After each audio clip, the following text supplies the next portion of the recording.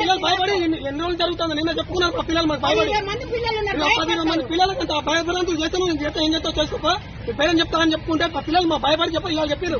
ఈ పిల్లలకి అంత కమిలిపోయినా నల్లగా ఆడపిల్లలకు వాళ్ళు తప్పు చేస్తాను పెట్టంతో కొట్టద్దంటే చదవకపోతే నువ్వు కరెక్షన్ కొట్టే రైతు మీకు ఉన్నాయి.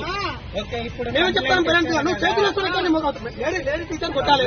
నువ్వు మొగ టీచర్ బయట కొడతాను. హెచ్ఎం గారు ఏం రెస్పాండ్ అయ్యారు? మేము చర్య తీసుకుంటాను మా లోపల మాట్లాడుకుని మీకు చెప్తాం వచ్చి అంటారు. అంటే అప్పటిదాకా లోపల మాట్లాడుకున్నాక మాకు చెప్తున్నారు ఏం విషయమైనా వాళ్ళ స్కూల్ కి ప్రాబ్లం కాదు. న్యాయం జరగాలి సార్. 7వ తరగతి పిల్లలు చిన్న పిల్లలు కాదు వాళ్ళు. టీచర్ పేరేంది? టీచర్ పేరేంది వాడు ఎవడో కొత్తగా వచ్చిందంట. వేణు అనే సార్ తెలుగు టీచర్ అతను సార్ ఇట్లా అమ్మాయిని టచ్ చేశారని ఒక పేరెంట్ చూసారట. వచ్చి చెప్పారు, కంప్లైంట్ వచ్చింది. మేడం అప్పుడే ఇమీడియట్లీ మా కరెస్పాండెంట్ సార్ని పిలిపించారు. సార్ మేము మాట్లాడుకున్నాం. వాళ్ళ పేరెంట్స్ వచ్చాక ముందు పిల్లలు కూడా అడగాలి కదా వాట్ ఈజ్ వాట్ అనేది మనకు తెలియదు. అటా అని తెలిసిందంటే ఎవరు డైరెక్ట్ గా రాలేదు. ఈ రోజు పొద్దున పిల్లలు వచ్చారు, పేరెంట్స్ వచ్చారు, మాట్లాడారు, అంత అయిపోయింది. మా జిఎం గారు లేరు. ఇప్పుడు ఇమీడియట్ గా ఆయన జాబ్ లోంచి తీయడము ఇంకేం చేయాలన్నా మేము ప్రోటోకాల్ పాటించాలి కదా. మాకు పై అధికారులు ఉంటారు, వాళ్ళకి చెప్పాలి, యాక్షన్ తీసుకోవాలి. అలా తీసుకోవడానికి ఏం చేస్తామంటే కరెస్పాండెంట్ సార్ ఇమీడియట్లీ వచ్చారు, పేరెంట్స్ తో మాట్లాడారు. మా జిఎం గారు ఊర్లో లేరండి, మేము ఇప్పటికి పంపించేస్తాం, ఇమ్మీడియట్లీగా ఆయన తీసుకొని ఖచ్చితంగా యాక్షన్ తీసుకుంటాం. సీరియస్ మీ పిల్లలు మా పిల్లలు నిజంగా దసరా 8 గంటలు మా దగ్గర గేట్ దాటొస్తున్నారంటే మా పిల్లలు. మేము లేడీస్ మాకు తెలుసు కదా పిల్లల తల ఈ నెల సర్వీస్ లో నేను ఎప్పుడు కూడా ఇలాంటివి చూడలేదు.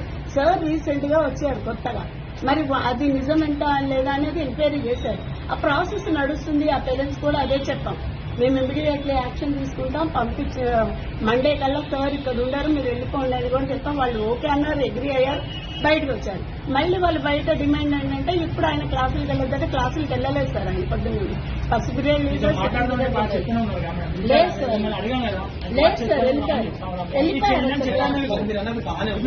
చదువుతారు గౌరవం వల్ల మేము ఆగిపోతాను. అక్కడ లేదు ఇంకొక ఉంటే మాత్రం నిర్దాక్షణ చెప్తారా? ఈరోజు పెట్రోల్ బాటిల్ తీసుకొచ్చి నిర్దాక్షణగా పోతే మేడం దయచేసి మీరే మిత్రులను లోపల పోయించి వాళ్ళని అడగమని చెప్పండి. వాళ్ళని సహకరించాలి. మీరు మమ్మల్ని కూడా మీడియా మిత్రులను ఎంతో లోపల పంపించి మీరు అడిగియాలి.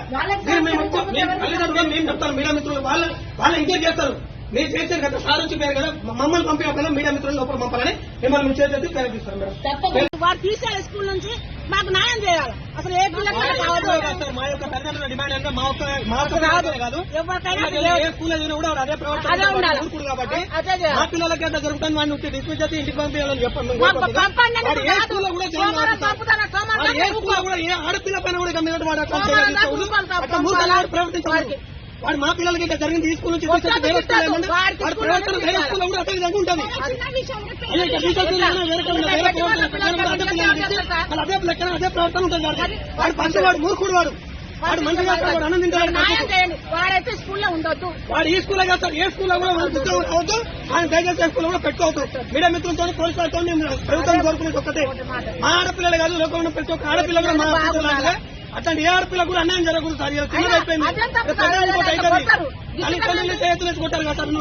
పిల్లలకు కొట్టాలి చేతులు